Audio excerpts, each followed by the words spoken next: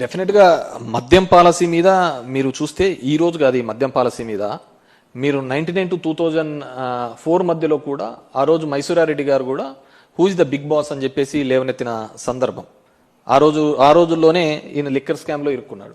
Already కూడా ఈ కేసుకు సంబంధించి నేను ఇంత ముందుకు చెప్పినందుకు విధంగా ఈ డిస్టిలరీస్ ఏవే కానీ మేము ఇచ్చినది కాదు.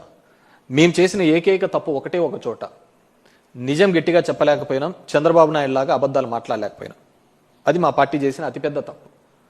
ఎందుకంటే వాళ్ళు ఈ భూము ఈ బీర్లను అన్నింటినీ చూపించేసి ఇవన్నీ జగన్మోహన్ రెడ్డి జే బ్రాండ్లని వాళ్ళంతగా ప్రచారం చేసినా కానీ లేదా ఇవన్నీ తెచ్చినది తెలుగుదేశం పార్టీ ఆధ్వర్యంలోనే వాళ్ళ ముఖ్యమంత్రిగా వాళ్ళ టెన్యూర్లోనే తెచ్చారు అనే విషయాన్ని కూడా మేము గట్టిగా ప్రజల్లోకి తీసుకొని మేము చేసిన అతిపెద్ద తప్పుగా భావిస్తున్నాం. వాళ్ళు చేసిన అబద్ధ మాటలు, కుట్రపూరితమైన అంశాలను మేము జనంలోకి రివర్స్గా కౌంటర్ పోయినాము అధికారంలో ఉన్నప్పుడు. ఎందుకంటే ఏ డిస్టిలరీ మేము ఇవ్వలేదు. ఉన్న డిస్టిలరీస్ కన్నా మాకు ఫేవర్ చేసినట్టు ఈ విధంగా చేసినట్టు మరి ఎన్ని డిస్టిలరీస్ మీద కేసు పెట్టారు, ఎన్ని డిస్టిలరీస్ని ఉన్న ఎండీస్ని అరెస్ట్ చేసినారు, దాని ఓనర్లను అరెస్ట్ చేసినారు చెప్పమనండి. So these are all bogus. అవన్నీ ఇచ్చిన పర్మిషన్లు అన్నీ కూడా చంద్రబాబు నాయుడే.